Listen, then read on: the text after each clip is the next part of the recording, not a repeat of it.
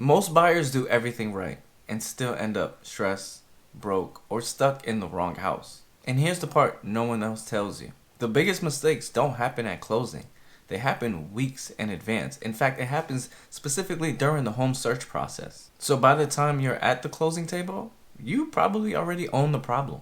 I'm talking about the repairs, the HOA restrictions, the tax bill, and the mortgage payment that keeps you up at night. So before you open Zillow one more time, I need you to stop and watch this. Because there are a handful of mistakes that people still make that kill their home dreams. And most buyers don't see it coming until it's too late. Including using one government tool that's free that almost no buyer really uses.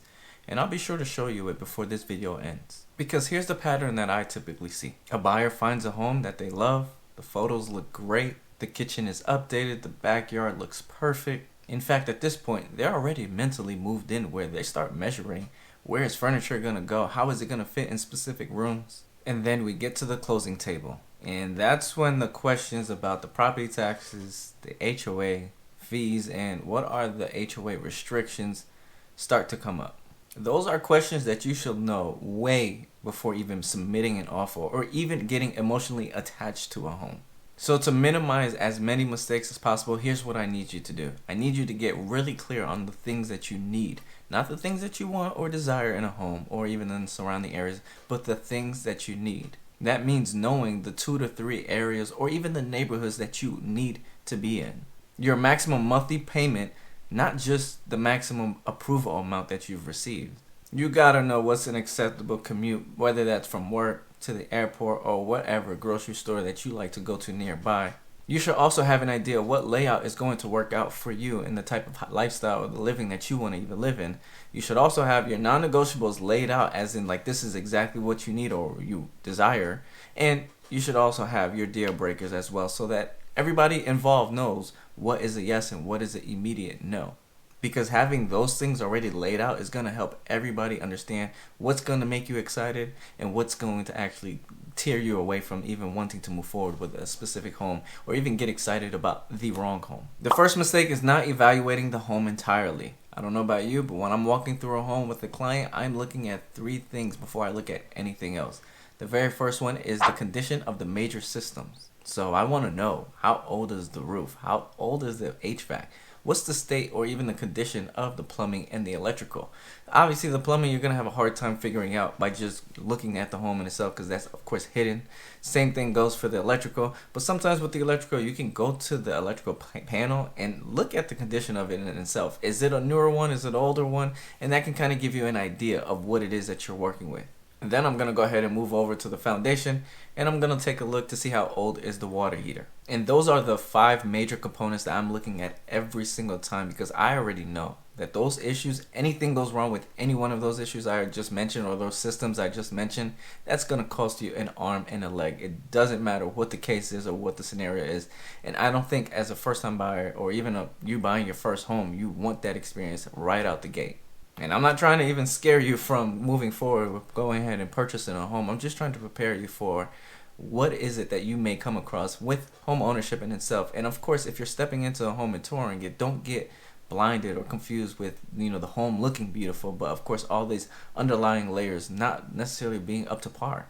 The second thing that I'm evaluating is the home's value in that area, because that's what's going to help you determine what's a good offer amount. Of course, you can always give exactly what the seller is looking for, but that may also mean that you may overpay. And if you overpay, then of course that is just a terrible disaster if the market turns and it goes against you. Now you're going to have to make up that difference of the equity that was already built into the home and so on and so forth. So I like to look at, of course, what are homes already being sold in that area, just to kind of give my client an idea of, all right, this is what previous buyers bought. And of course it has to be recent. It can't be what someone bought a home 3, 5, 7 years ago, right? Those numbers are not going to be any helpful to what is it that you're going to be paying if you go ahead and make an offer right at that moment. But just doing that small little step will, and it should protect you from overpaying and of course owing more than your home is worth. And the third thing I'm evaluating is the location in itself. I don't know if you guys heard, but real estate is all about the location. If you buy in a good location, then you'll have a great time with the home values, and maybe even if you go ahead and sell it, you can go ahead and sell it for a profit and so on and so forth. But the location of what's really going on around it, not so much of exactly where that home is located, but I like to identify and inform the individual that I'm working with, hey, what's going to happen around them, just so they understand, at least from my understanding, hey, this is what I know of and this is what may come. So if you are not happy with what may come in the future, then maybe this isn't the proper home for you. So I think understanding, well, not that I think, I know understanding what's going on in the location around it is extremely important, because I don't know about you, but I don't think anybody wants to purchase a home and then 5-10 years later find out that they have to hear cars zooming back and forth because they just built a highway. The second mistake is shopping by the list price rather than your actual monthly mortgage. This one here is so common, and unfortunately it catches people off guard, where now it costs them a lot of time and money. So when you are shopping for a home, remember that the purchase price is just the start number, because what you're actually committing to for your monthly costs is your HOA, if possible, taxes, homeowners insurance, your mortgage, of course, utilities, and any funds that you have to contribute for any maintenance or even repairs. And it's important to understand, or at least know, what goes into that entire payment, because that start number is just what your monthly mortgage payment is going to be. But of course, when you start to add in everything else, that monthly payment is going to go up eventually. And I'm sharing this with you because so many people get caught off guard.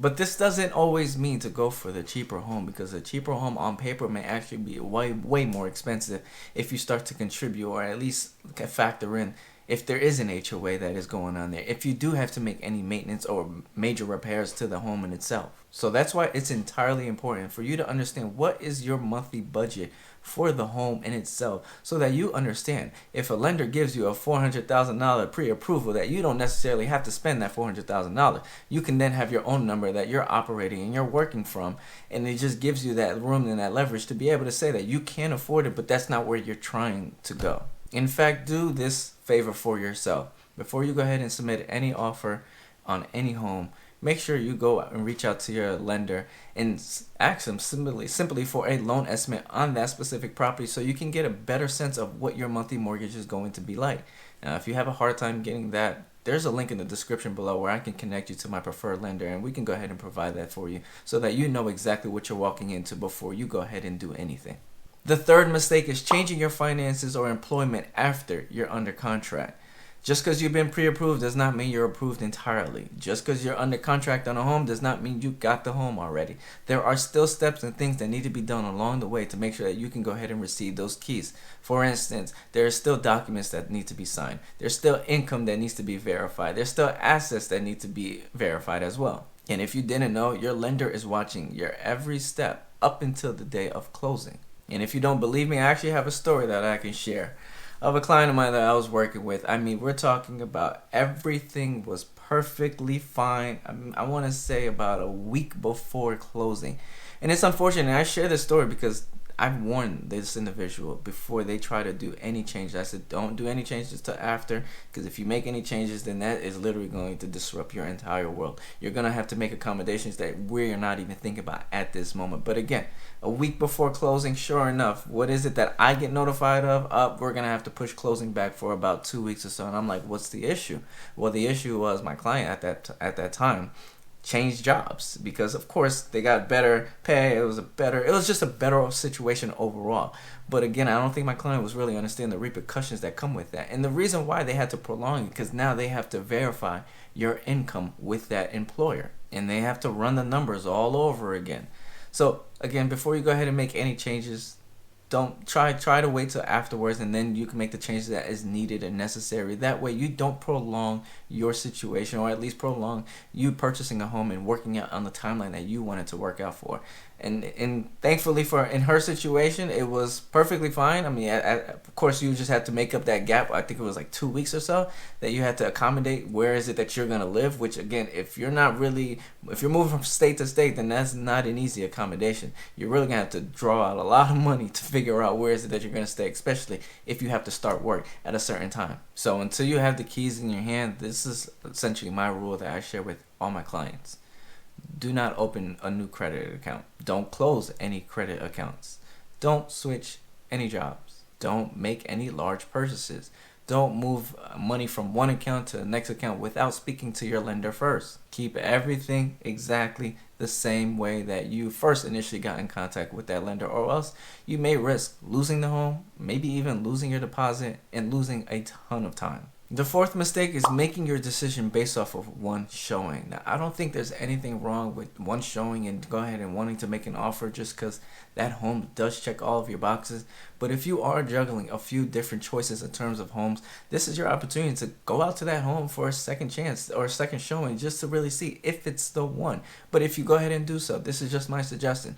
Go check it out at different hours. Maybe this time around you go check it out when everybody is home in the neighborhood. Or maybe you go check it out at a different time of the hour to see how is the natural lighting. Or if you can do this one, this would be perfect. You check it out in different weather circumstances.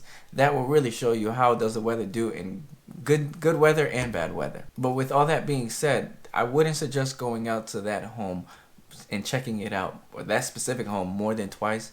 Just because now things start to look a little fishy and you may even lose negotiating power. Because why are you checking out a house more than twice? What do you really have going on there? But that's just my 2 cents. You do as you please.